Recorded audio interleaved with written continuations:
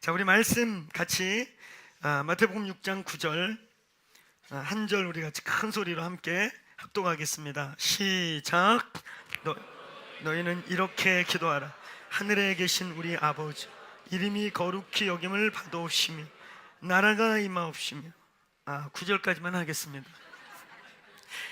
제 마음은 빨리 뒤를 내려가고 싶어서. 너희는 이렇게 기도하라. 오늘 네 번째, 특별히 아버지 주제를 우리가 계속 나누고 있습니다. 자, 한 번 더 따라 보시겠습니까? 너희는 이렇게 기도하라. 기도에 모본이 있다는 거죠. 기도는 아주 쉬운 것 같지만 우리가 막 하는 것은 아니라는 거예요.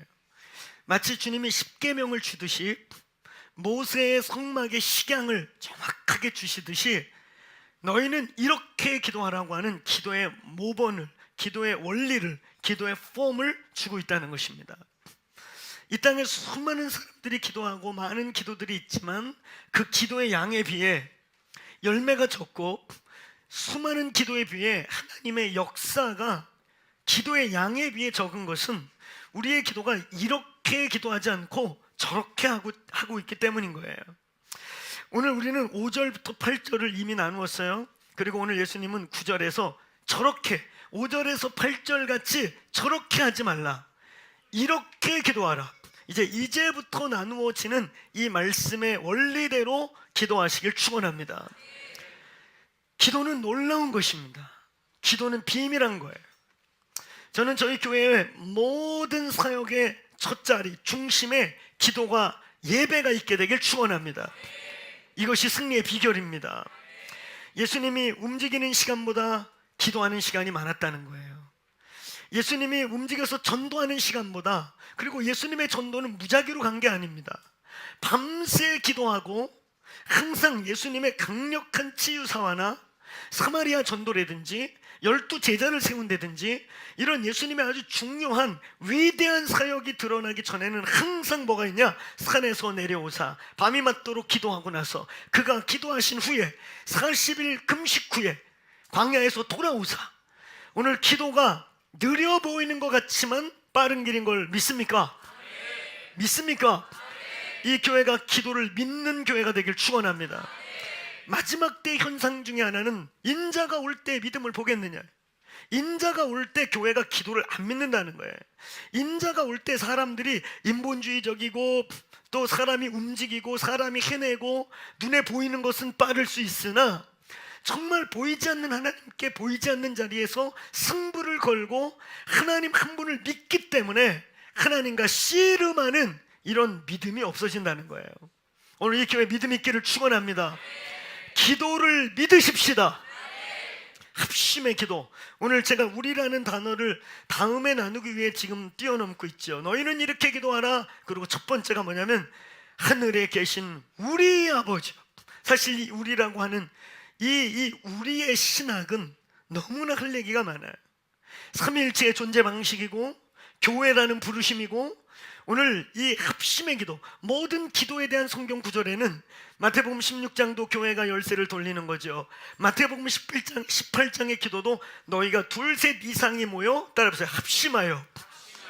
그래서 이 우리라고 하는 이 우리에 대한 이 신학은 아주 놀라운, 성경 전체의 트리니티 티올로지라고 하는 삼위일체, 하나님의 공동체라고 하는 어마어마한 내용을 갖고 있어요. 그래서 제가 사실은 이 우리라고 하는 단어를 살짝 싱코페이션 하고 있는 거예요. 우리는 먼저 지금 아버지를 다루고 있는 거예요. 따라해보세요. 기도의 대상과 그와의 관계. 우리가 기도하는 분명한 대상, 살아계시고 역사하시고 지금도 존재하고 계시고 이 방 안에 오늘도 우리의 사랑을 받으시기를 원하시는 주님, 분명히 존재하시는 주님, 하늘에 계신 아버지, 우주와 만물과 온 땅과 그리고 세상을 중심에 지금도 살아서 분명하게 존재하시는 아버지, 오늘 그 하나님께 우리의 눈을 고정하고 그게 우리의 기도의 대상이십니다. 할렐루야. 그리고 오늘 본문이 강조하는 두 번째는 그 본문과 우리의 관계를 말하고 있는 거예요. 아버지라는 거예요. 부자지간이라는 것입니다. 여러분, 이 시대에 우리의 문제가 무엇입니까? 이제 저도 이제 어쩔 수 없이 40대 중반이 넘어가면서 우리 자녀들이 이제 점점 이제 중고등학교 졸업해 가는 시즌이 되고 청년들이 되어 가고, 이제 저도 보니까 원하든 원치 않든 아비의 세대에 이미 이렇게 이제 들어가기 시작하고 있는 거죠. 이 시대의 고통이 무엇입니까? 이 시대의 아픔이 무엇입니까? 원수가 이 땅에서 하나님의 나라의 이 세상을 어지럽히고 하나님이 주신 축복을 꺾기 위해 행했던 첫 번째 일이 무엇입니까? 아버지들을 공격하는 거. 이 세상에 아버지가 없게 하는 거. 아버지들이 무너지는 거. 여러분, 이 시대는 지금 아비 없음에 대한 고통이 호소되고 아비 없음으로 인해 일어나는 수많은 부작용들이 일어나는 거예요. 동성연애 문제도 무엇입니까? 동성의 문제의 가장 밑바닥에 뿌리는 파더링의 문제예요. 아버지의 문제란 말이에요. 아버지 부재의 시대, 아버지가 없는 시대. 여러분, 저희 같은 영적인 일을 하고 저희같이 주의 일을 하고 있는 우리들조차도 아비들이 없는 거예요. 수많은 젊은 사역자들이 수많은 영적인 가이드라인이 필요하고 지금 누군가에 의해 보호받고 가르침받고 품어줘야 될 수많은 젊은 사역자들이 얼마나 많은 방황과 헤매임 속에서 시행착오와 아픔을 겪고 있는지 모르겠어요. 아비가 없는 시대. 오늘 여러분, 리더는 많이 있고 또 비전어리도 많이 있고 아주 명석하고 뛰어난 경영자들도 많이 있는데 아버지들이 없는 거죠. 아비가 없는 이 시대. 오늘 이 교회, 제가 거듭 가끔가다 선포하지만 앞으로 우리 교회 자랑은 건물이 자랑이 아니고 시스템이 자랑이 아니고 그 어떤 것보다 아비가 있다. 이 교회는 아비들이 계시다. 이 교회는 내 인생을 의탁할 수 있는, 내 삶을 맡길 수 있는, 진심으로 그가 나에게 책망하는 것은 받아들일 수 있는 아비가 있는 교회가 되기를 축원합니다. 아멘. 우리는 셀에서 아비를 만나고 우리의 셀 리더의 셀 리더인 마을장들을 통해 아버지를 만나고 이 교회의 나이와 상관없는 주의 종들과의 교제 속에서 또 아비를 경험하는 일들이 있기를 축원합니다. 오늘 아버지, 이 기도의 대상과 우리의 관계를 하나님은 위대한 신이라고 말하지 않고 전능자라고 말하지 않고 하늘에 계신 아버지, 한번 크게 따라해보세요. 하나님은 우리의 아버지시다. 아버지시다. 오늘 하나님으로 인해 우리 안에 있는 모든 역기능적이고 잘못된 아버지 상들이 회복되기를 축원합니다. 축원합니다. 우리 안에 우리가 원치 않게 우리 속에 잘못 들어온 아버지상 혹은 어머니상, 제가 지난주에 얘기했던 5가지의 아버지상들, 우리도 모르게 우리 속에 들어와 있는 아버지상들, 부재중인 아버지, 나약한 아버지, 화가 난 아버지, 폭력적인 아버지를 말하죠. 이상한 아버지. 그런가 하면 우리에게 참 감사하게 참으로 하나님 안에서 진리 속에서 좋은 아버지, 어떤 아버지가 있든지 간에 이 아버지가 하늘에 계신 우리 아버지로 치유되기를 축원합니다. 하늘에 계신 우리 아버지로 우리 아버지 상이 바뀌고 우리 안에 참된 아비됨이 부어지기를 축원합니다. 로마서 5장 5절의 말씀과 같이 아버지의 사랑이 부음받아요. 여러분이 저를 위해 많이 기도해 주시기를 간절히 바랍니다. 할렐루야. 여러분이 저를 위해 많이 기도해 주셔서 끝까지 바른 길로 가고 더 깊게 바른 길로 가고 좋은 지도자를 넘어서 좋은 경영자를 넘어서 좋은 비전어리를 넘어서 아비가 되게 해주십시오. 오늘 이 아비의 영이 흘러가는 교회 되게 기도해 주시길 바랍니다.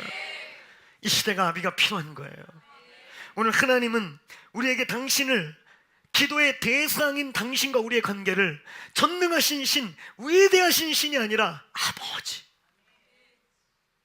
제가 지난 시간에 두서없이 아버지의 5가지 상들에 대해서 거듭 얘기한 이유가 있어요. 오늘 이 아버지라는 단어는 너무나 중요하고 이것이 창세기부터 계시록까지의 우리의 신앙의 출발점인데, 사탄이 우리 속에 너무나 많은 아버지에 대한 꺾어짐과 무너짐과 상처들을 넣어놨단 말이죠. 그래서 하나님을 아버지라 부르는 일이 하나님 아버지가 와닿지 않는 거예요. 심지어는 와닿지 않을 뿐만 아니라 아버지가 나도 모르게 막 쓴물이 올라오는, 통증이 올라오는 자들이 우리 가운데 있을 수 있다는 거죠. 근데 우리 하나님 아버지가 그런 분이 아닌데, 아멘. 그래서 다시 한번 선포합니다. 하나님 이 시즌에 내 안에 어떤 아버지 상이 있든지 하나님 아버지로 치유되기를 소원합니다. 아멘. 내 안에 어떤 아버지가 있든지 오늘 가장 위대하시고 실수가 없으시며 부족함이 없으시며 가장 온전하신 우리 하늘의 아버지로 채워지게 해 주옵소서.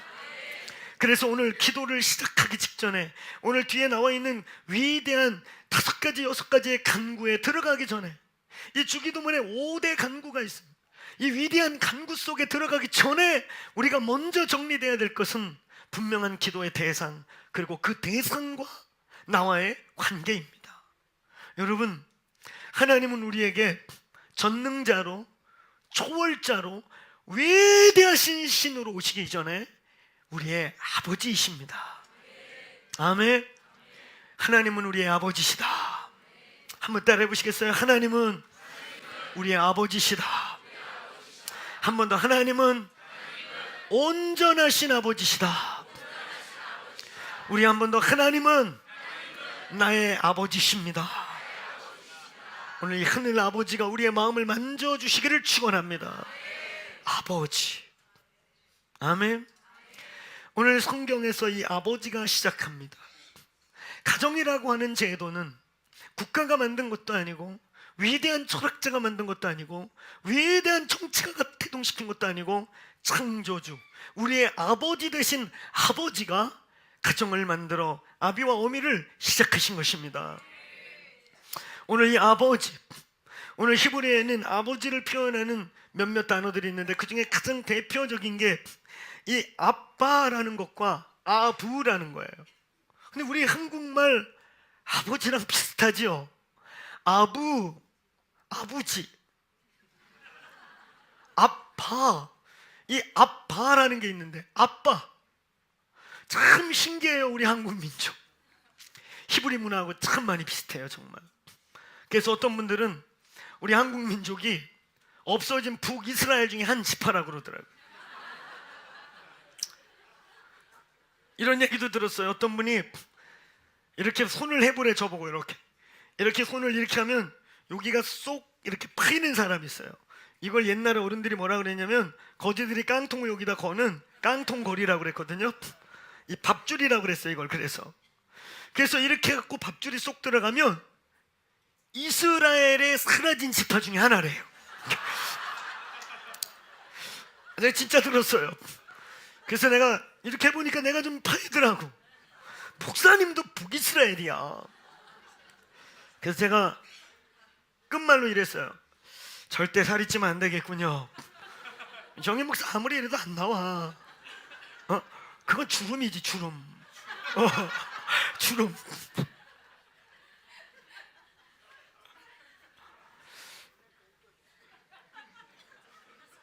히브리어 중에 재밌는, 저희 한글 발음하고 참 비슷한, 문화도 참 비슷한 말들이 많아요. 앞으로 이스라엘을 섬길 중요한 나라 중에 분명히 대한민국이 있는 거 믿습니다. 왜냐하면 여러분, 그거 저희가 만든 영화인데 저희가 영화도 만들어 봤어요. 별거 다 해봤습니다. 로즈 오브 더 샤론이라고 하는, 샤론의 꽃이라는 영화 저희들이 만든 거예요. 작품이 만들어지다가 투자자가 끊어져가지고 멈춰가지고 공중에 떠 있는 거를 돌고 돌고 돌다 우리 손까지 왔어요. 아무리 대사를 읽어도 돈이 안 될 영화입니다.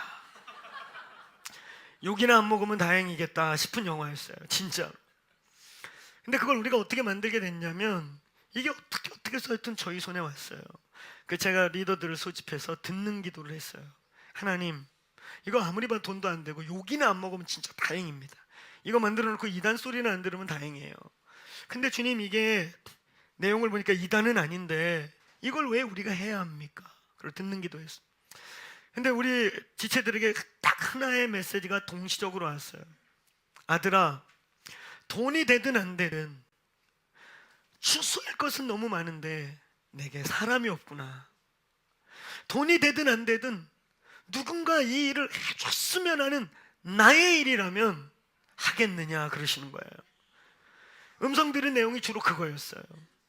그래서 우리는 그냥 그때 제가 유스 사역하고 그래가지고 돈이 정말 없을 텐데 한 권사님을 제가 믿음으로 미혹했습니다. 돈이 될지 몰라요. 그래서 그분이 한 3천만 원 넣으시고 저희가 막 이래저래 끌어들여서 또 3, 4천만 원 계속 짜투리까지 막 넣어가지고 그래서 이래저래 나중에 보니까 막 홍보 시사회까지 근 1억을 쓴 거예요. 진짜 돈도 없는 저희들이. 그래서 만들었는데 그걸 통해 저는 이스라엘을 눈뜨기 시작했어요. 그 영화 때문에 신옵시와 대사를 수십 번 읽고 시사회를 한 수십 번 하지 않았겠습니까? 온누리교회에서부터 시작해서 교계 지도자 모아놓고 보면 볼수록 새로운 게 보이는 거예요. 근데 그 메시지가 뭐냐면 샤론의 꽃입니다. 로즈 오브 더 샤론이에요. 이스라엘에 가면 길가에 장미가 하나 있는데 거기 장미라고 부르는 이 샤론의 장미라고 하는 로즈 오브 더 샤론이라는 장미가 있는데 그게 우리나라 무궁화입니다. 신기하죠? 할렐루야. 오늘 제가 원고와 상관없는 얘기를 굉장히 길게 하고 있어요. 우리 아내가 이래서 설교가 길어진다고. 이제 본론으로 돌아가겠어요. 아부, 아빠. 할렐루야. 이 아부라는 말과 아빠라는 말이 히브리어에서 신약에 가서 이 아빠는 아바 아버지 할 때 근데 다 뜻은 뭐냐면 아버지입니다. 근데 이 아버지의 뜻은 주관자, 공급자, 족장, 창시자 이런 뜻입니다. 근원이라는 뜻이에요. 오늘 우리가 기도할 때 하늘에 계신 우리 아버지여 라고 부를 때 우리는 하나님과 우리가 어떤 관계인지를 확인하시는 겁니다. 아멘. 전능자와 위대한 신의 관계가 아니라 우리를 낳아주신 우리의 근원이 되시는 우리를 오늘 여기에 있게 찌어주신 아버지십니다. 우리를 낳으신 분이세요. 할렐루야. 그는 우리의 족장이시고 우리의 근원이시고 그는 우리의 주관자, 지배자이십니다. 히브리 문학권에서 아버지라고 하는 말, 당신 나의 아버지요, 육신의 실자 아버지에게도 그런 말을 썼지만 가장 존경스러운 사람, 그래서 그에게 내 모든 주도권을 주고 그에게 무릎을 탁 꿇으면서 내가 당신을 아버지라 부르겠습니다. 그건 이 가장 존경하는 가장 극치의 그냥 어떤 지배자라든지 그냥 두려움과 권력과 힘에 의해 무릎을 꿇는 굴복 관계가 아닌 정말 그를 존중하고 사랑하고 그래서 당신을 내가 경외하고 경배할 뿐만 아니라 사랑합니다 하는 뜻으로 당신은 나의 아버지요라는 그런 선의의 굴복의 최고의 용어가 뭐냐면 아버지라는 거예요. 아멘. 그래서 육신의 관계가 아니어도 이 히브리 문화권에서 너무 위대한 지도자를 만나거나 그러면 무릎을 탁 꿇고 아빠 이렇게 불렀다는 거예요. 아부라고 불렀다는 거예요. 오늘 우리가 하나님을 부를 때 우리의 기도의 대상이신 그분과 우리의 관계를 우리가 생각할 때 하늘에 계신 우리 아버지라고 할 때 오늘 가장 존경스럽고 가장 사랑스럽고 가장 권위롭고 가장 존중받으실 만한 분이신 것을 기억하십시오. 아멘. 그리고 그분이 우리의 근원자이고 우리의 DNA이시고 우리를 낳으신 분이십니다. 하나님 우리 아버지세요.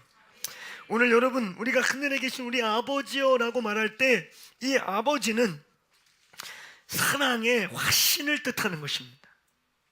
근본적으로 하나님 우리와 관계하기 원하시는 근본적인 태도와 근본적인 이유가 뭐냐면 사랑입니다. 아멘. 사랑이에요. 오늘 좀 더 다르게 표현하면 사랑이라는 표현보다 자비의 극치. 히브리 문화권에서 아빠라고 부르는 이 아버지는 자비의 극대한의 표현을 뜻하는 것입니다. 그래서 성경 안에서 보면 이 아버지의 자비하심, 아버지의 용서, 기다려주심, 사랑하심, 이걸 통틀어서 아버지의 크신 자비하심을 가장 잘 표현하고 있는 본문이 누가복음 15장 11절에 그 탕자의 비유 속에 나와 있는 아버지이십니다. 하나님은 우리를 기다려주시고 용납하시고 우리의 모든 처지를 아시고 우리의 여러분, 우리가 사람은 속일 수 있고 우리의 자존심 때문에, 우리의 어떠함 때문에 사람 앞에서는 척을 해야 되겠지만 전능하신 하나님 앞에서 우리가 뭘 숨길 게 있겠습니까? 그 아버지가 다 아시는 거 믿으세요? 다 아시는 거 믿으세요? 다 아시는데 우리의 자존심 상할까봐, 우리의 자유의지가 꺾일까봐, 우리의 인격이 상할까봐 얼마나 부드럽게 기다리시고 얼마나 젠틀하게 우리에게 다가오는지 아세요? 오늘 기도의 대상과 우리의 관계는 그런 관계입니다. 오늘 우리가 하나님을 아버지라고 부를 때 이것은 자비의 극치이신 분을 기억하라, 이것입니다. 아멘. 우리가 기도로 나아갈 때 두려움이 먼저가 아니고 어떤 종교적인 율법적 기준이 먼저가 아니라 오늘 여러분, 세상에 어떤 종교에 어떤 신도 신과 피조물의 관계를, 신과 우리의 관계를 부자지간으로 표현해서 우리를 초청하고 있는 신이 아무도 없다는 거예요. 아멘. 자비의 확신으로서 내가 너희를 부른다. 자비와 사랑을 전제로 내가 너희들에게 다가간다. 오늘 여러분, 하나님이 저와 여러분을 창조해놓고 전능자고 지배자로 우뚝 서있는 피조물과 인간과 신이라고 하는 절대적 관계를 넘어서 하나님은 우리에게 아빠, 아버지라는 관계로 우리에게 오신다는 거예요. 아멘. 하나님은 우리의 아버지십니다. 하나님은 우리의 자비의 확신으로, 사랑으로 우리에게 다가오시는 거예요. 오늘 여러분, 우리가 하늘에 계신 우리 아버지라고 할 때, 우리가 기도의 자리로 나아갈 때, 우리가 기도하기 위해 골방에 들어갈 때, 오늘 우리가 기도하기 위해 이 프레이룸에서 하나님을 찬양할 때, 하나님이 우리에게 자비와 사랑으로 손을 벌리고 계시다는 걸 잊지 마십시오. 하나님이 우리에게 관계하고 싶은 것은 사랑입니다. 아멘. 하나님이 우리를 창조하신, 여러분, 저는 십자가 복음을 강조하고 오죽하면 저희 교회 이름을 십자가라고 지었겠습니까? 다시 십자가가 필요한 시대입니다. 다시 십자가가 이 땅의 교회에 필요한 거예요. 이 나라 교회가 왜 망해가고 있습니까? 성령의 능력이 없어서예요? 기도하는 양이 적었었어요? 성경의 지식이 적습니까? 여러분, 전 세계 목사들 중에 한국 목사들 같이 설교를 많이 하는 목사가 없고, 한국 목사들 같이 설교를 또 잘하는 목사들도 많지 않아요. 성경의 지식, 문맹률 98% 이상 문맹 탈피해서 우리의 성경을 달달 외우고 읽고 수백 독 성경을 읽은 이런 목사를 가진, 집사를 가진, 장로를 가진 나라가 전 세계에 많지 않아요. 얼마나 우리가 성경에 지식이 많습니까? 지식이 없어 우리가 지금 망해가고 있습니까? 돈이 없어서 망해가고 있어요. 아직 한국교회 돈 있다니까요. 아직 한국교회가 이 강남권에, 한국교회 절반이 이 경기도 수도권에 있기 때문에 돈이 있단 말이에요. 아직도요. 우리 주변에 있는 교회들 자산이 조 단위까지 가는 교회들도 있단 말입니다. 돈이 없습니까? 지식이 없습니까?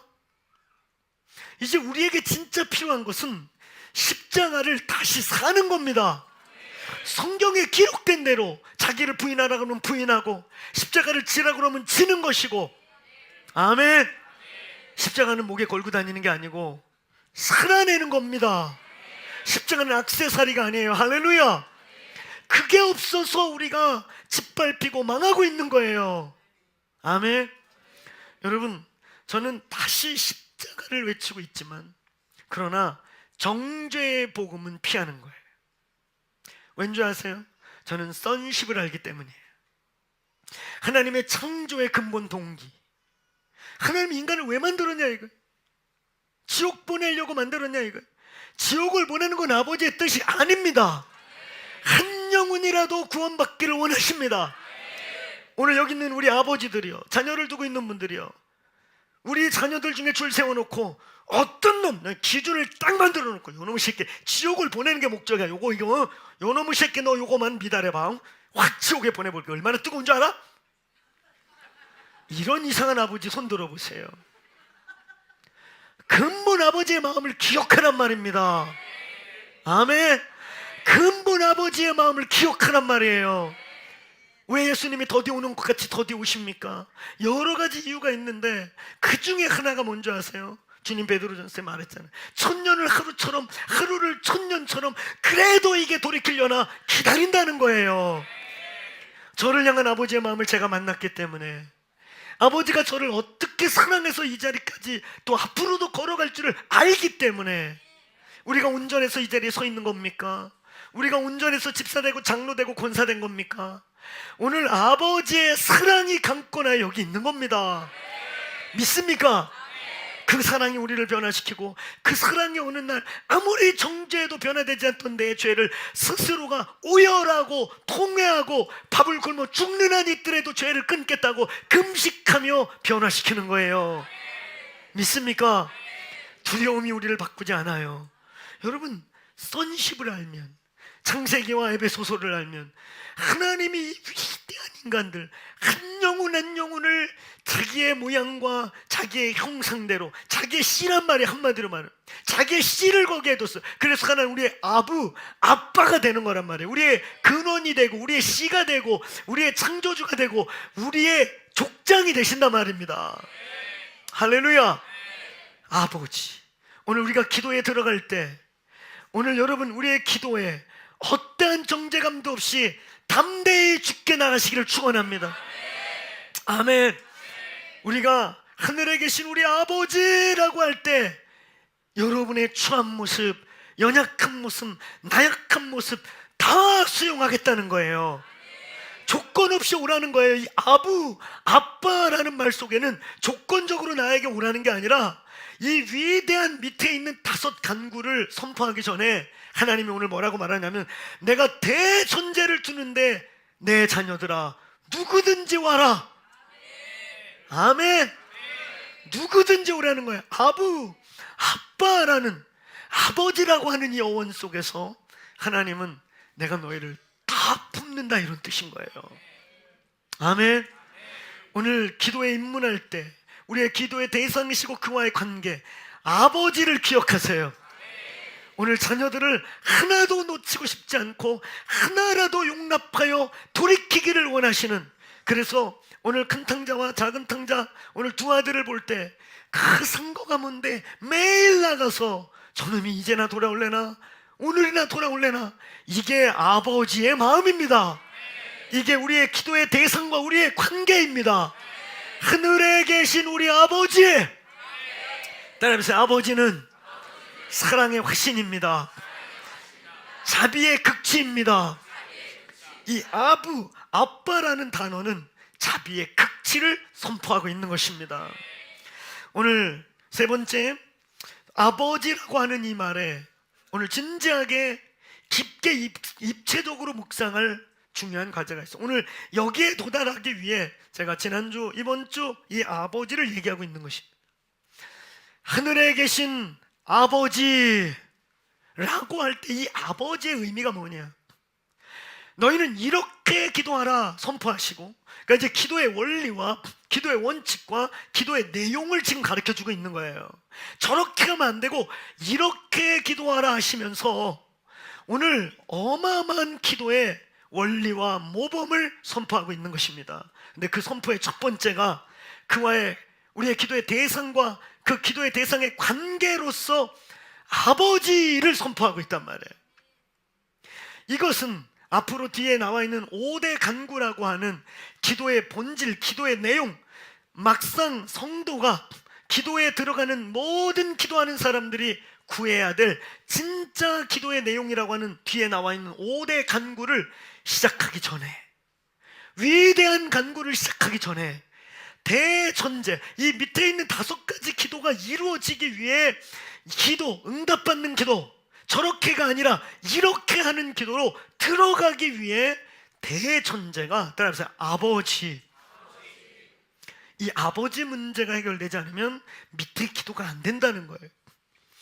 아버지는 첫 번째, 근원자 창시자 우리의 족장 되시는, 우리의 DNA 되시는 분. 두 번째, 사랑과 자비의 극치로서 누구든지 기다리시고 팔을 벌리시는 아버지. 그리고 오늘 세 번째, 따라해보세요. 지성소. 크게 따라해보세요. 지성소. 오늘 이 아버지 신학이, 이 아버지에 대한 신학이 생각해 볼 만한 어마어마한 주제라는 거예요. 여러분, 요한복음 10장을 보면 예수님이 유대인들에게 돌 맞아 죽을 뻔하고 결국은 이놈 이제 더 이상 살려주면 안 되겠다, 그래서 죽이기로 결정을 해요. 여러분, 성경에 종교 지도자들이 예수님을 십자가에 못 박은 죄목은 신성모독죄, 종교재판에서 신성모독죄였어요. 근데 그 종교재판에 예수님의 죄를 저건 더 이상 살려둘 수 없다고 정죄한 2가지 사건이 뭔지 아세요? 첫 번째는 성전을 무너뜨려라, 그 말할 때 성전은 유대인들에게 하나님이고 율법이고 모든 것인데 그걸 무너뜨리래요.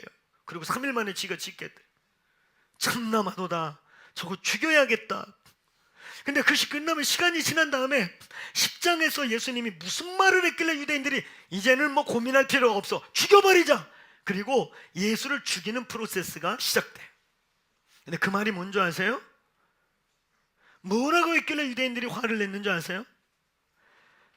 따라해보세요. 내가 하나님의 아들이다, 하나님이 나의 아버지다, 이렇게 말했더니 유대인들이 난리가 났어요.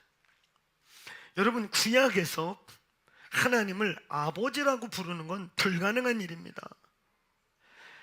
여호와라는 이름도 함부로 쓸 수 없어. 이 야훼, 어떤 때는 그냥 이 여호와의 앞자만 그냥 이렇게 부호같이 이렇게 표시해 놓기도 하고, 하나님의 이름을 부르는 것 자체가 불경건한 일이었어요. 근데 그 하나님을 아버지라 부른다, 아빠라 부른다, 이건 불가능한 일이에요. 근데 예수님이 감히 하나님이 내 아버지다 이렇게 말해버린 거예요. 여러분, 이스라엘 사람들에게, 히브리인들에게 아버지의 개념이 어떤 것이냐, 혹은 아들, 너는 내 아들이라 할 때 이 아들, 되게 성경에 나와 있을 때 아들이라는, 너는 나의 아들이라 할 때 이 아들은 되게 장자를 의미하는데, 이 장자와 아버지의 관계를 히브리적 개념으로 이해한다면 왜 유대인들이 예수님에게 돌을 던졌는지를 알 수 있게 됩니다. 여러분, 히브리인들에게 아들, 장자로서 아들은 아버지와 동등 개념이에요. 아버지가 갖고 있는 권한, 아버지가 갖고 있는 소유, 아버지가 갖고 있는 직위, 모든 게 장자 겁니다. 그래서 누가복음 15장 11절에서 끝절까지도 보면 맨 끝에 아버지께서 장남에게 뭐라고 그래요? 아버지, 저는 배은 망독한 놈을 위해서 잔치를 베풀다니요, 저는 아버지 위에 한 번도 거역한 일이 없고 이렇게 충실하게 살았는데 나는 아무것도 안 해주지 않았습니까? 그때 아버지의 말이 뭐예요? 그렇죠, 따라서 내 것이 다 내 것이 아니더냐. 이게 여러분 인정적으로 얘기한 게 아니고 이게 히브리 법적으로 얘기한 거예요. 히브리인들에게 장자는 그래서 그렇게 장자권을 갖고 싸우고 네가 장자냐 아니냐 이렇게 난리를 치고 장자권 때문에 살인이 벌어지고 이랬던 이유가 뭐냐면, 장자가 된다는 것은 아버지와 동등 권한을 누리는 아버지의 상속자로서 이미 아버지의 권한이 그에게 전가된 자들을 의미하는 거예요. 오늘 여러분, 우리가 하나님을 아버지라고 부르는 것은 이거는 신학적인 어마어마한 파경이 선포되는 것입니다. 아무나 하나님을 아버지라 부를 수 없었던 거예요. 오늘 예수님이 기도의 대상으로서 하늘에 계신 아버지라고 할 때 유대인들은 엄청 놀랐을 거예요. 아니, 우리 아무나 다 하나님을 아버지라 부를 수 있단 말이야?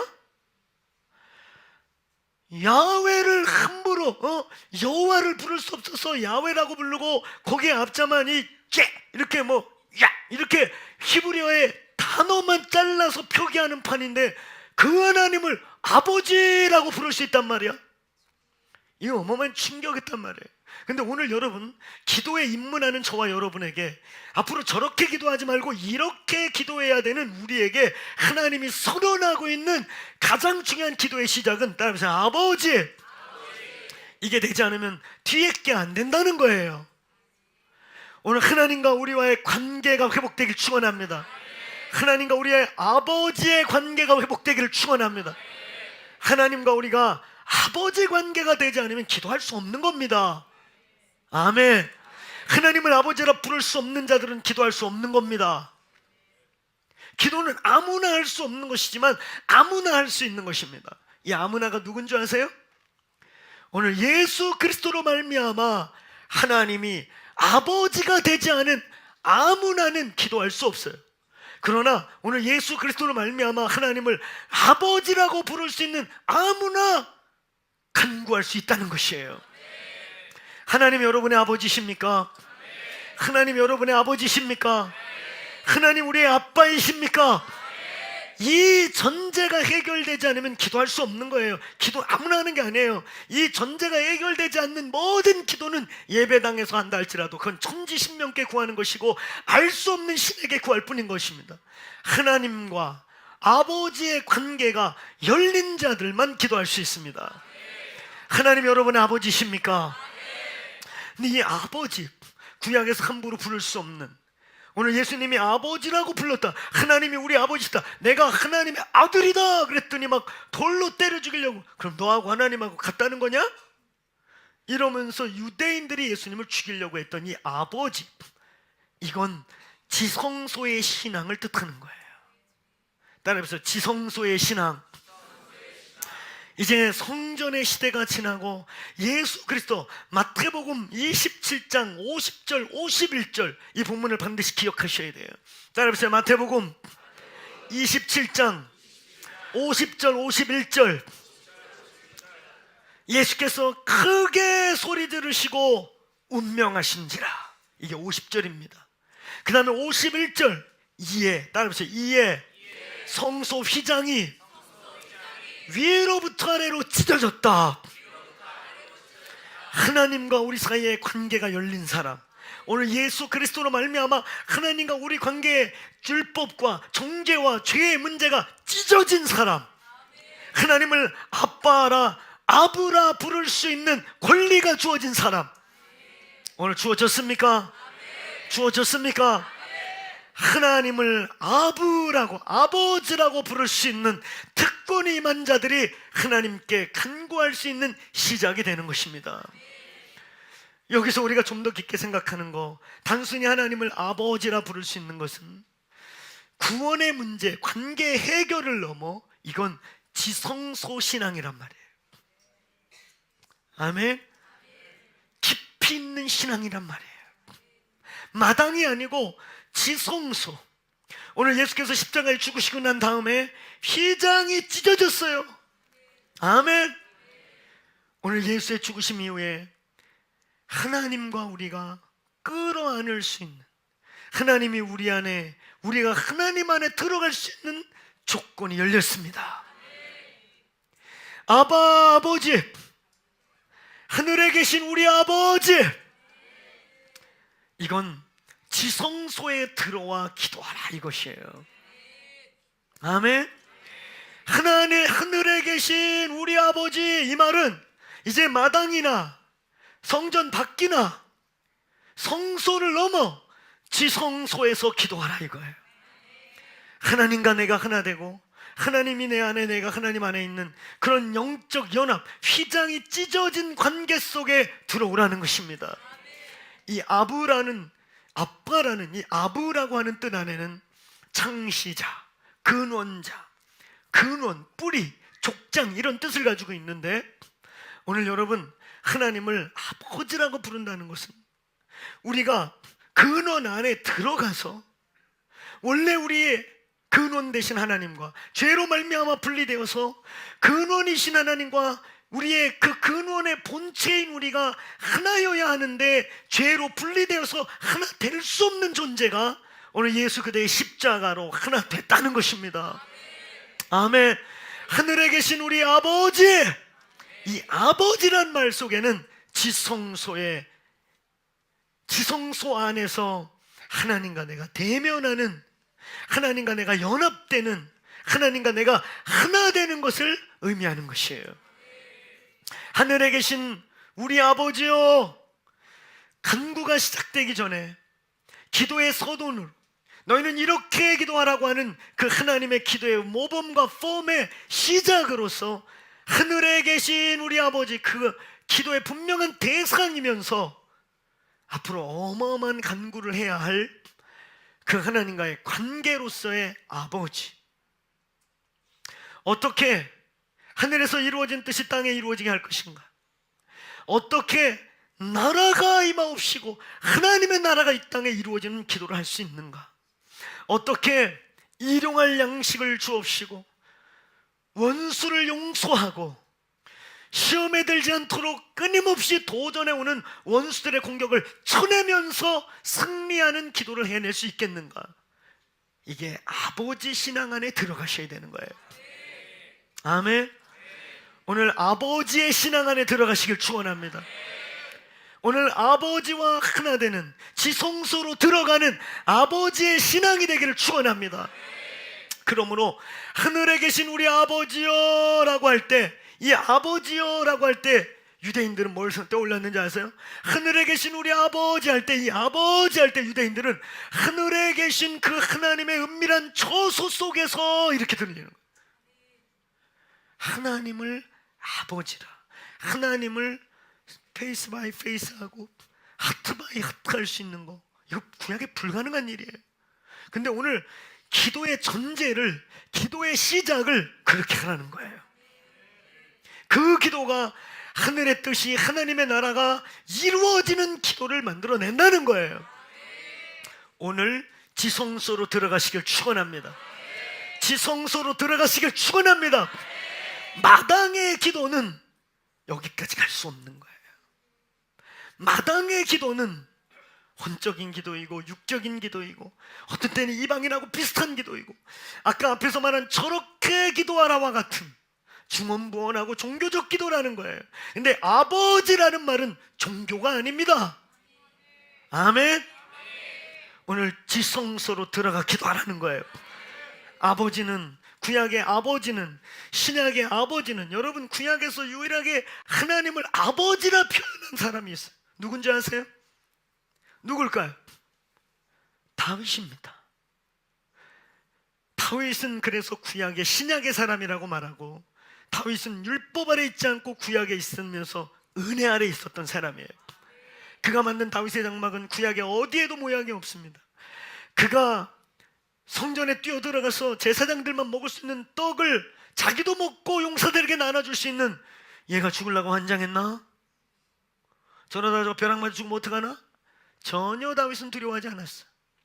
그 사건을 신학자들은 은혜를 이미 알고 있는, 이미 신약의 아버지의 신앙을 알고 있는, 하나님을 신으로 모시는 것을 넘어 아바 아버지라 부를 수 있는 지성소 신앙을 가진 사람의 액션이라고 평가하는 것입니다. 오늘 지성소로 들어가시길 축원합니다. 오늘 여러분, 우리의 깊은 기도, 신앙의 본질이 제가 뭐라고 그랬어요? 여러분 잊으시면 안 돼요.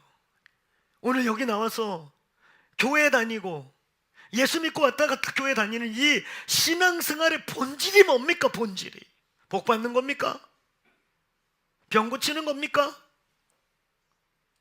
주일날 자리, 목사님 저 왔다 갑니다, 얼굴 도장 찍는 거예요? 성수주일? 아니에요.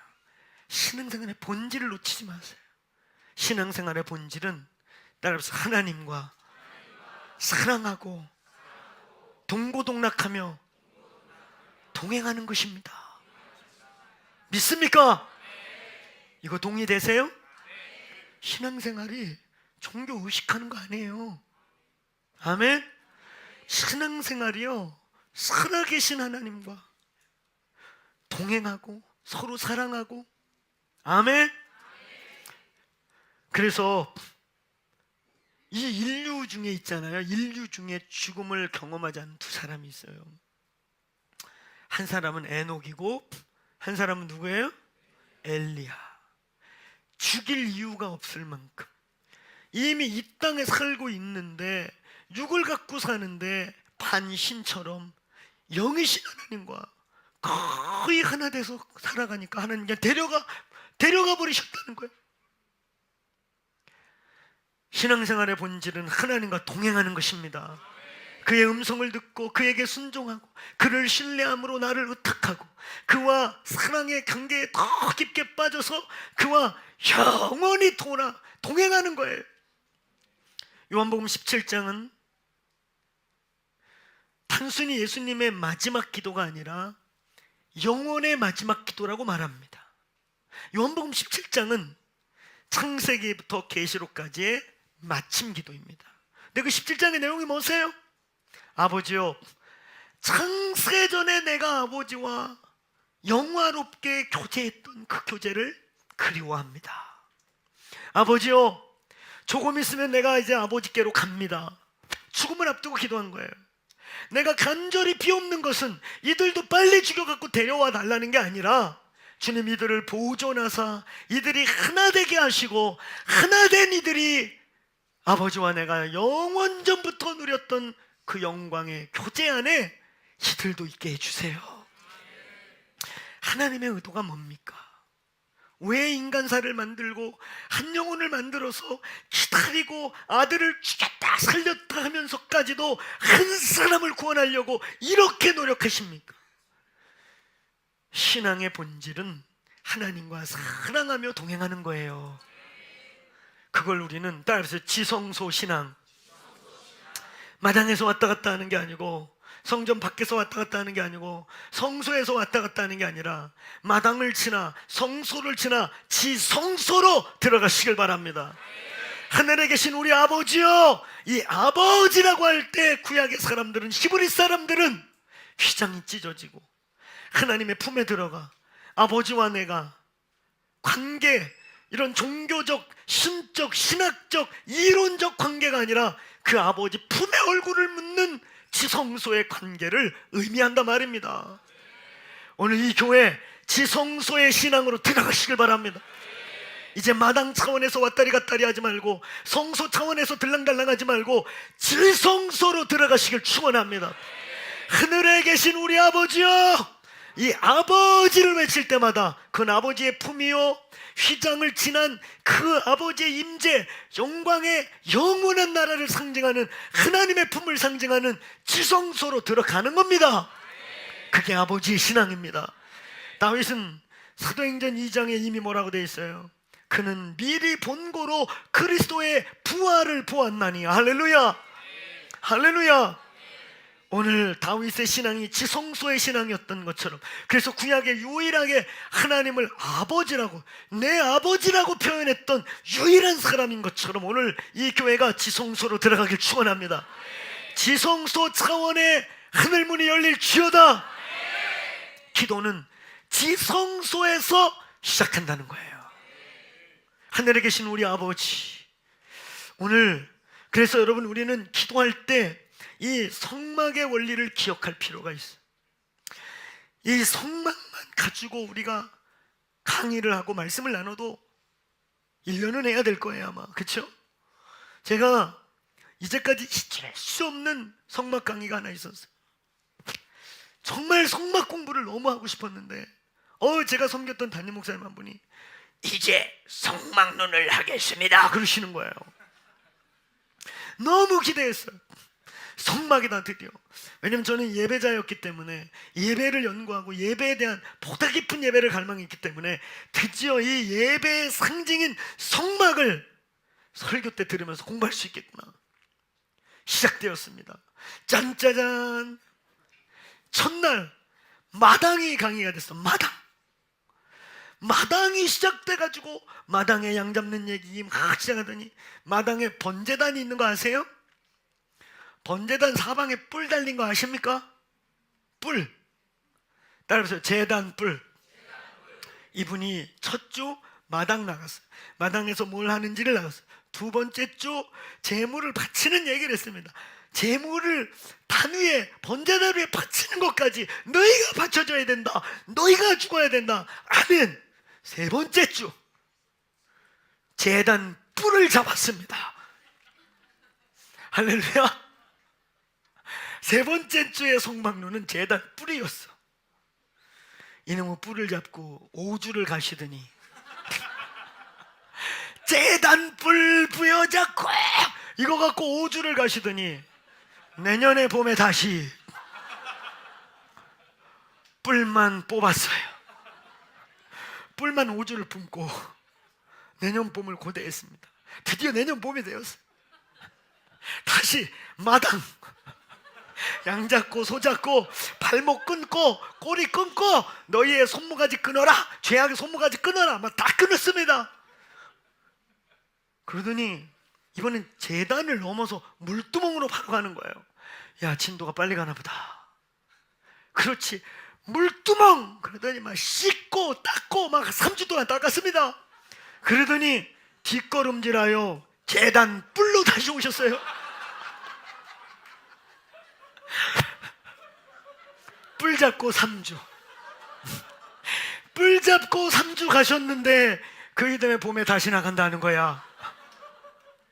내가 거기에서 3년 봉사하면서 기억나는 성막로는 뿔, 제단 뿔 부여잡고 기도해라. 이거밖에 남은 게 없어요. 뿔에서 더 이상 못 나갔어요.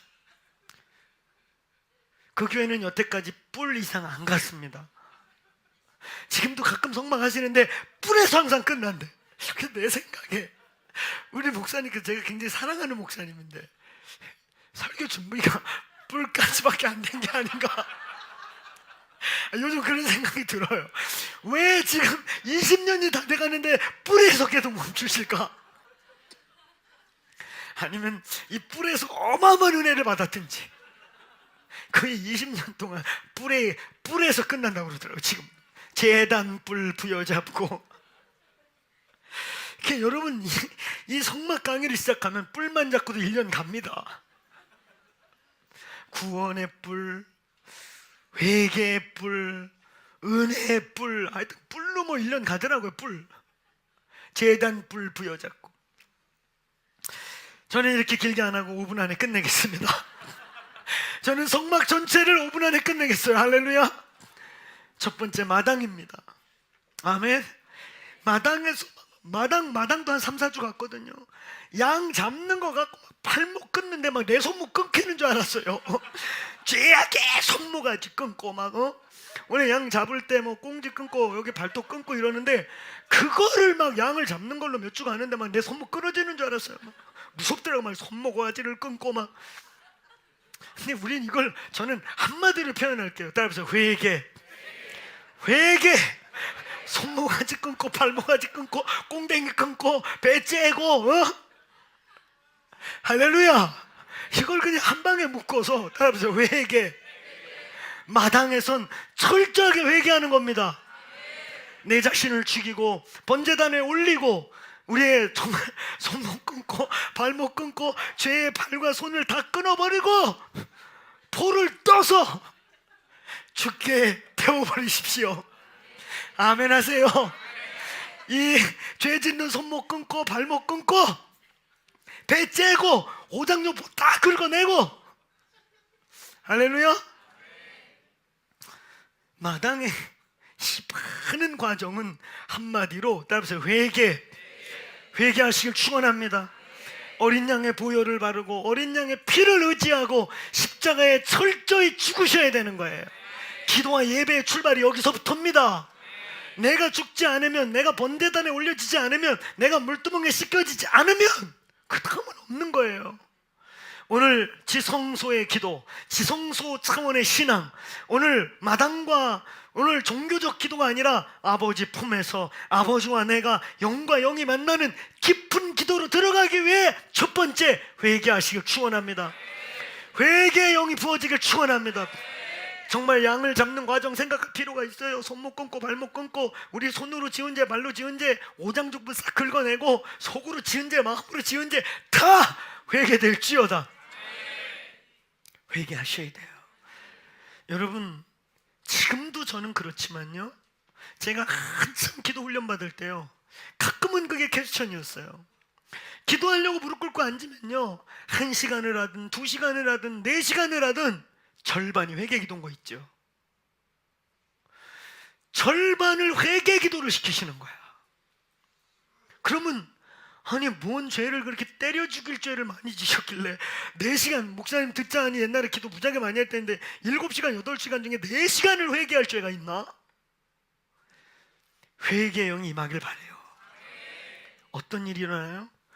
처음에는 큰 덩어리가 회개가 돼. 진짜 큰 덩어리. 누가 봐도 이런 놈 회개해라 이놈아 할 만한 죄들이 고백이 되기 시작해. 근데 이게 토설되고 또 토설되다 보면 어느 날 이게 이제 끊어져요. 안 나옵니다. 그러면요, 내면에 있는 생각지 않았던 잊어버렸던 죄까지 고백되기 시작해요. 회개가 깊어지면 삶이 거룩해지기 시작해요. 회개가 깊어지면 죄에 민감해지기 시작해요. 회개가 깊어져서 자꾸 우리의 죄악을 빨아내면 백옥같이 빛나는 흰옷을 입기 시작해요. 할렐루야. 그럼 어떤 일이 생기는 줄 아세요? 제가 얘기했잖아요. 이 사람 옷이 중요한데 얼룩덜룩한 옷을 입으면 막 중국집에 가든 어디 가든 딱 터프하게 먹습니다. 근데 이렇게 반짝거리는 흰옷을 입으면 짜장 짬뽕을 이렇게 먹게 돼. 이렇게 의식이 달라져. 의식이. 이게 뭔 얘기인지 아시겠어요? 회개의 영이 임하기 시작하고 회개의 삶이 살려지기 시작하면요, 죄에 누가 정죄소가 아니라 죄에 민감해져. 죄가 오는 게 싫어져. 아멘. 죄 근처에 무슨 일 하려고 그러면 이렇게 옷에 혹시 죄 띄어박일까봐 이렇게 한단 말이에요. 회개의 영이 임하길 바래요. 흰옷 입게 되기를 축원합니다. 백옥같이 흰옷을 입기를 축원합니다. 우리의 영성이 이 흰옷에 누런 게 띄다 말이야. 이제 누런 옷을 입은 건지 흰 옷을 입은 건지 기억이 안 나.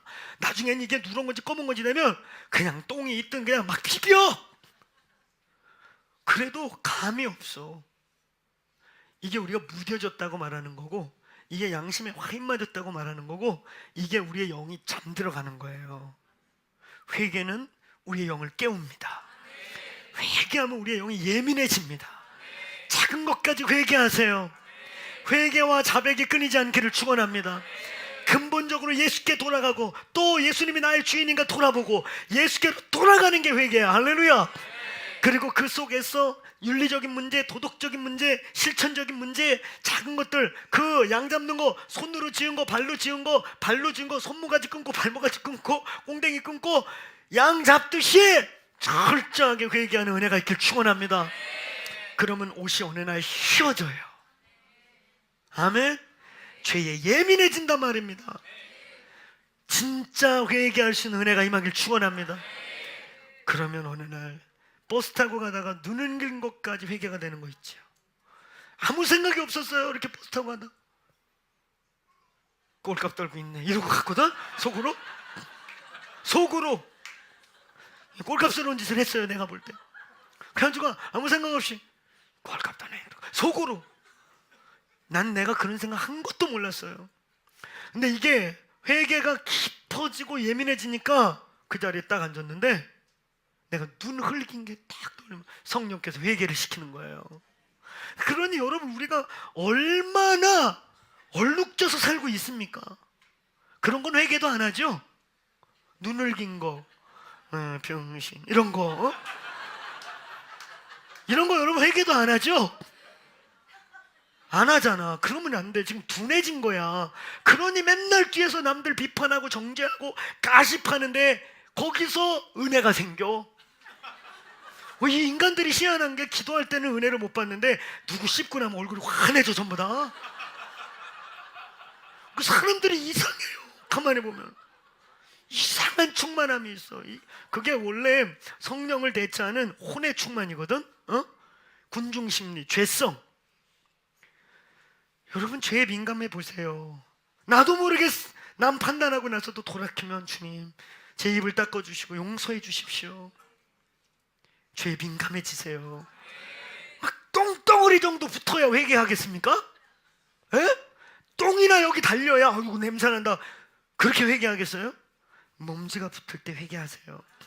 먼지가 올 때 회개하시면 똥 같은 건 근처에 오지도 않아요. 깨어 있으세요. 뭐가 신령인지 깨어 있으세요. 오늘 우리 마지막 때를 준비하는 이 교회 백옥 같은 옷을 입기를 축원합니다. 보혈의 피로 씻으시고 물두멍으로 씻으시고 우리의 오장육부를 긁어내고 마당을 통과하시길 축원합니다. 그 다음에 성소로 들어가는 것입니다. 성소, 하여튼 나는 그 목사님 성소를 가본 적이 없어가지고 마당에서 뿔 잡고 몇 년째 20년째 가신다고 하는데 저는 오늘 성소까지 갑니다. 한 방에 가요. 할렐루야. 오늘 성소에는 세 가지가 있죠. 성소에 뭐가 있어요? 뭐가 있습니까? 이쪽 편에 뭐가 있어요? 이렇게 말하면 굉장히 추상적이죠. 네가 서 있는 데가 어느 편인데 이쪽 저쪽을 내가 어떻게 알아? 그 아는 거 대시면 돼요. 이쪽에 촛대 있어. 이걸 뭐라 그래요? 에? 등대가 있잖아요. 저 매노라. 아멘? 저 7촛대 등대가 있단 말이에요. 그거 맞은편에 뭐가 있어요? 그렇지. 따라서 떡상. 진설병이 있단 말이에요. 떡상. 그러면 요 편에는 등대가 있고 요 편엔 떡상이 있고 요 가운데 뭐가 있어요? 에? 법계는 아직 안 들어갔어. 아직 너무 급하시네요. 지금 여러분 이 순간 지금 10분 안에 우리는 마당에서 성소까지 온 거예요. 저는 20년 동안 뿔만 잡고 있었다니까. 너무 급하시는 맛이에요. 뭐가 있어? 여기 자 이쪽에 떡상, 이쪽에 등대, 여기 뭐가 있어요? 그렇죠. 향로가 있어요. 분향단. 여기에 아주 중요한 계시가 있습니다. 깊은 기도, 지성소로 들어가는 기도는 어떤 기도냐? 따라서 성령과 말씀이 버무려져서 올려지는 기도, 올려지는 예배, 이게 지성소로 들어가는 것입니다. 말씀의 깊이만큼 기도가 깊어져요. 말씀을 아는 만큼 기도가 깊어지는 것입니다. 말씀만 갖고 안 돼요. 성령이 버무려져야 돼요. 할렐루야. 이 등대 7등은 성령님을 뜻하는 것이지요. 이 떡상은 떡은 말씀을 뜻해요. 성부가 있고 이 삼위 하나님 성령님이 계셔서 오늘 성령과 말씀이 우리를 지성소, 그 아버지, 삼위의 근본 되시는 아버지 안에 들어가는 겁니다. 오늘 말씀이 있기를 축원합니다. 이 교회 말씀을 읽고 씹고 삼키시길 축원합니다. 말씀을 씹고 삼키고 먹으세요. 아멘. 말씀을 먹는 거야. 아멘. 먹는 건 읽는 거예요. 다독하는 거예요. 자꾸 먹어. 할렐루야. 그 다음에 말씀을 씹어. 이건 암송하는 거예요. 아멘. 그리고 삼켜. 꿀꺽 삼키셔야 돼요. 아멘. 이건 깊게 묵상하는 것입니다. 따라서 말씀을 먹고 씹고 삼켜라. 그래서 우리 교회는 임재정 묵상을 가르치는 겁니다. 제가 임묵세미나 이제 원래 봄철에 하려고 그랬는데 가을에 하려고 해요. 저희 교회가 지금 커리큘럼을 이제 이렇게 만드는 중이어서 이 커리큘럼과 함께 임재정 묵상, 이제 큐티를 넘어 임재정 묵상으로 다시 한번 따라서 말씀을 먹고 마시고 삼켜라. 그래서 말씀을 읽으세요. 일단 아멘. 읽읍시다. 말씀 좀 읽읍시다. 할렐루야. 읽어. 그리고 암송하세요. 말씀 많이 암송하세요. 자꾸 암송하세요. 그리고 이거를 깊게 묵상하세요. 성령님을 초청해서. 할렐루야. 말씀과 성령이 함께 있으셔야 됩니다. 7등대와 그리고 오늘 여기 떡상이 비벼져서 분향단에서 오늘 기도와 찬양과 향연이 될 때 지성소가 열리는 것입니다. 오늘 하늘에 계신 우리 아버지여, 이 아버지는 지성소의 신앙을 말하는 거예요. 구약은 아무도 아버지를 부를 수가 없습니다. 신약에도 아버지는 예수 그리스도 이후에 우리 아버지가 되었습니다. 아멘. 오늘 휘장을 지나 아버지 안에 들어가는 기도가 되기를 축원합니다. 앞으로 뒤에 있을 5대 간구는 지성소에 들어가는 기도, 지성소의 신앙의 기도가 하늘이 땅에 임하게 하고 하늘에서 이루어진 뜻이 땅에서 이루어지게 하고 오늘 우리를 살리는 기도가 되는 것입니다. 너희는 이렇게 기도하라. 하늘에 계신 우리 아버지야. 오늘 아버지와 대면하는 기도, 지성소에 들어가는 기도, 아버지와 함께하는 기도가 열리기를 축원합니다. 오늘 이 교회 이제 마당을 넘어가기를 축원합니다. 이 교회 이제 성소를 지나가기를 바랍니다. 말씀, 성령. 아멘. 이 말씀과 성령을 동시에 하는 법을 알려드릴까요? 말씀은 눈으로 보는 것입니다. 그리고 입으로 소리내서 크게 읽는 거예요. 크게 읽다가 방언하는 거야. 할렐루야. 방언하다 소리내서 읽다 방언하다, 방언은 하는 건지 읽는 건지만 헷갈리게 가다 보면 지성소가 열려요. 방언이 아주 중요한 은사입니다. 은사 중단론자들하고는 논란을 할 필요조차 없지만 아예 근본이 다르니까 은사를, 성령님을 인정한다고 생각하는 그룹 속에 이 방언의 은사는 꼬레비 은사가 아니에요. 방언과 예언의 은사는 아주 유익한 은사입니다. 방언을 많이 하세요. 방언을 할 때 우리의 영이 액티베이션 돼요. 방언을 할 때 이 방언이라는 게 뭐냐면 이 우리의 영 중심의 지성소의 영성, 마치 마그마 같은 우리의 영이 성령님이 우리 지성소에 임하신단 말이에요. 할렐루야. 이 성령이 지표를 뚫고 우리의 혼을 뚫고 우리의 의지와 감성을 뚫고 영성이 물리세계로 표현되는 게 방언입니다. 자꾸 방언하시면 우리의 영이 지성소가 열릴 줄로 믿습니다. 방언하세요. 방언의 은사를 하세요. 때로는 잠잠히 고요하게 깊게 기도하시지만 때로는 부르짖어 돌파하며 깊게 기도하세요. 아멘. 오늘 우리는 지금 기도에 대해서 다루고 있습니다. 이 시즌 마태복음 6장을 지나면서 이 교회가 기도의 인포메이션을 가질 뿐만 아니라 기도의 영을 받게 되기를 축원합니다. 기도의 영이 임하고 있습니까?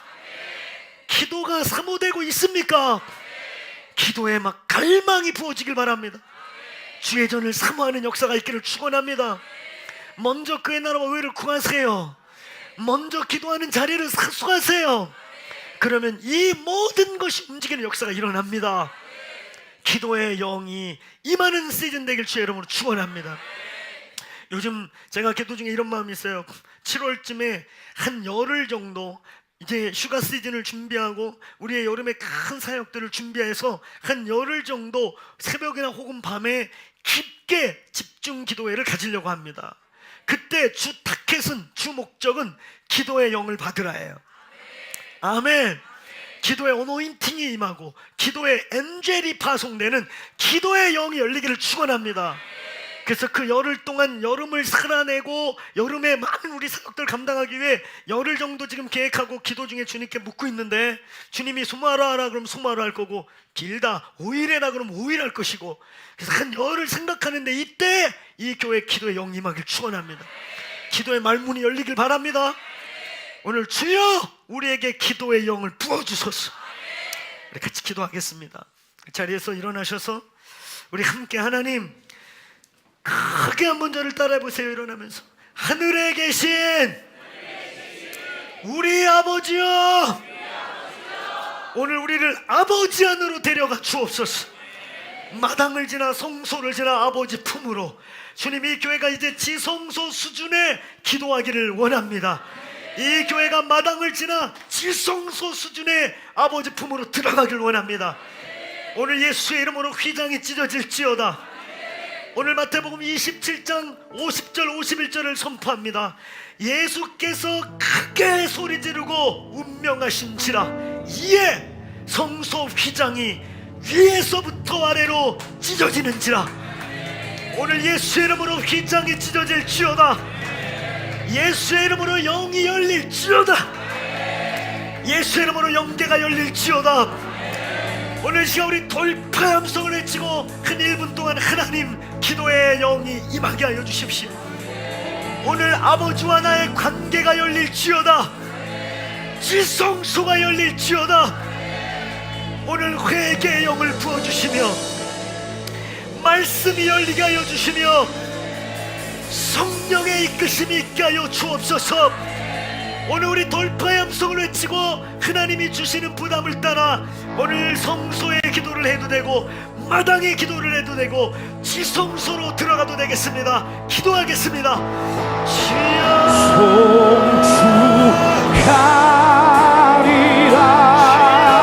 송축하리라 화목해 하신 주 하나님 아버지 나의 모든 죄 깨끗게 하셨네. 송축하리라 귀하신 몸이야 모두 절하고 모두 외치